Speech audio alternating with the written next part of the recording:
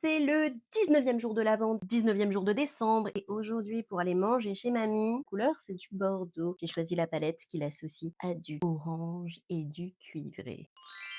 Pour créer la base de mon smoky, j'utilise le Color Fix en couleur chocolate de Danessa My Fix, comme d'habitude. C'est un brin un peu rouge et du coup ça va faire ma base un peu bordeaux. Je place ça sur toute ma paupière mobile, en haut et en bas et à l'intérieur de l'œil aussi, avec un petit pinceau plat. Le but c'est de garder de l'intensité le plus possible au niveau du ras de cils. Donc je viens placer ça sur toute la paupière. Et j'effleure légèrement, hein, je n'appuie pas comme une fada. Et j'estompe tout de suite pour éviter les barre dégueulasse, exactement. Tu vois, j'estompe que les bords pour garder l'intensité au niveau du ras de cils. Je fais pareil en bas. Et tu vois, je commence par placer pour le coup à l'extérieur et je ramène vers l'intérieur. Comme ça, j'ai le plus de matière sur l'extérieur qui est quand même l'endroit où on aime bien avoir plus d'intensité qu'à l'intérieur. Ça permet d'étirer le regard vers l'extérieur. Et j'estompe. Pour la muqueuse, je prends le même fard, le même pinceau, bon, c'est très précis, mais bon, fais attention quoi. Et je viens le placer dans la muqueuse inférieure, un petit peu partout sur ma muqueuse. J'essaye d'en mettre un peu dans les cils, mais tu vas voir une petite astuce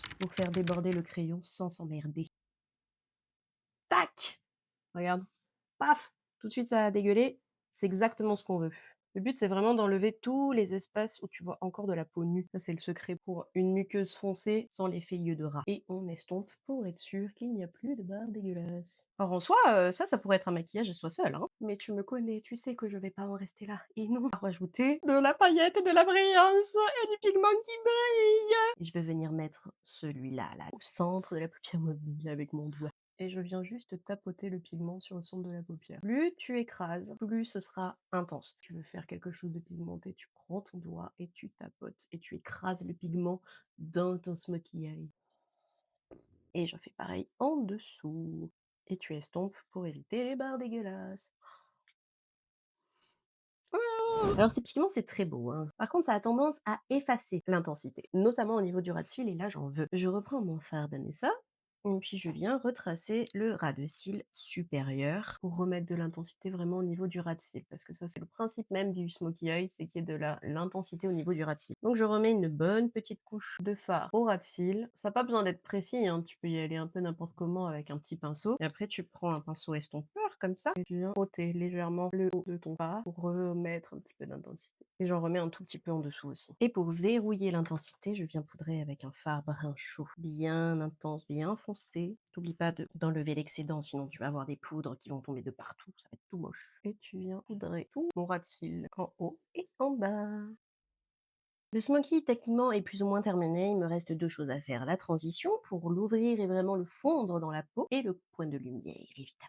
Comme on est sur un smoky chaud, j'utilise ce fard de transition pêche. Je viens le placer pile à la jonction entre mon smoky eye et ma peau, ici. Et je garde l'œil bien ouvert, je regarde droit devant moi, pour voir l'endroit où ma peau plie. Parce que si je fais ça, c'est pas mon vrai œil. Celui-là, c'est l'œil que j'ai envie de voir. Mais mon vrai œil, il ressemble plutôt à ça, avec la paupière fixe qui tombe par-dessus. Donc je me fais bien la tronche dans le miroir et je viens placer mon pinceau juste à la frontière. Et j'estompe bien. Et j'oublie pas de passer dessous aussi.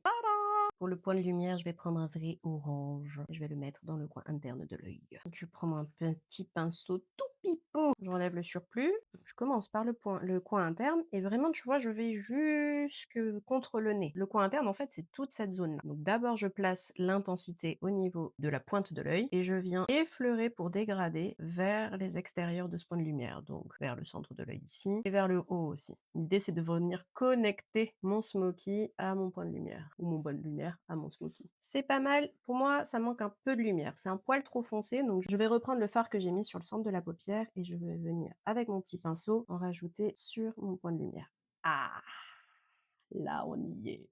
C'est ça qui est intéressant avec les multichromes, c'est que comme du coup il y a plusieurs pigments à l'intérieur, ils changent en fonction de ce que tu mets dessous. Tu vois, sur la paupière, il paraît presque rose parce que mon brun, il était un peu rosé. Dans le point de lumière, qui est très orange, le fard multichrome, il paraît beaucoup plus orange. Parce qu'en fait, il shift du rose au orange, tu vois? C'est magnifique. Je suis une grande fan de ce genre de pigment. Au cas où tu l'aurais pas deviné, hein. Et là, du coup, tout l'ensemble fonctionne extrêmement bien. On reste dans les mêmes tons partout. C'est juste la base qui a changé. Cool. La muqueuse, elle mérite plus d'intensité que ça. Du coup, je prends mon crayon Kiko. J'ai même plus la teinte. Ah si, la teinte numéro 4. Et je viens repasser sur toute ma muqueuse et je referme les yeux très fort. Parfait. Mmh. Oh là, il manque un truc essentiel, hein. Qu'est-ce que tu en penses? Le mascara! Depuis le début du calendrier, je teste ce mascara de Essence. Il coûte 3,50 € je crois, c'est un mascara tubing. Tubing, ça veut dire que ça enrobe les cils et ça se démaquille à l'eau chaude. Très pratique et très longue tenue. Celui-là, en plus, il joue bien du volume, je l'aime beaucoup. Franchement, rapport qualité-prix imbattable. Non mais la différence, s'il te plaît. Regarde, un œil fait, un œil pas fait. Franchement, les cils, c'est ce qui change tout, hein. D'un seul coup, tous les maquillages, ils deviennent féminins, sexy. Dès que tu mets du mascara, c'est incroyable. Ça n'a rien à voir, hein? Regarde-moi ça. Il est ouf ce mascara en vrai. 3,50 € les gars, chez DM, pour les frontaliers et frontalières.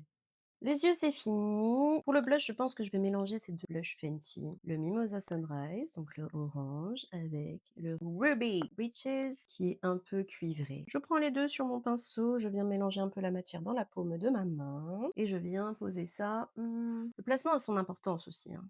Je crois que comme j'ai quelque chose d'assez doux, même si c'est intense, je pense que je vais continuer dans la douceur, donc faire un blush qui descend depuis l'œil. Donc je viens me placer pile à l'angle de l'œil. Ouais, ça va être joli. Hop, et je place mon intensité d'abord. Tu vois, le point d'intensité, c'est l'endroit où tu vas placer ton pinceau. Imagine ça comme un dégradé radial. Donc tu as le centre qui est intense, et puis au fur et à mesure, ça s'adoucit. Ben, c'est ça que je fais en plaçant mon pinceau à cet endroit-là. Ça permet de décharger la matière à cet endroit-là. J'en ai quasiment plus sur mon pinceau, et au pire, j'en enlève un peu. Et là, je viens estomper tous les bords. Moi, je dégrade vers la tempe et puis vers le centre de la pommette. Ah! J'aime trop!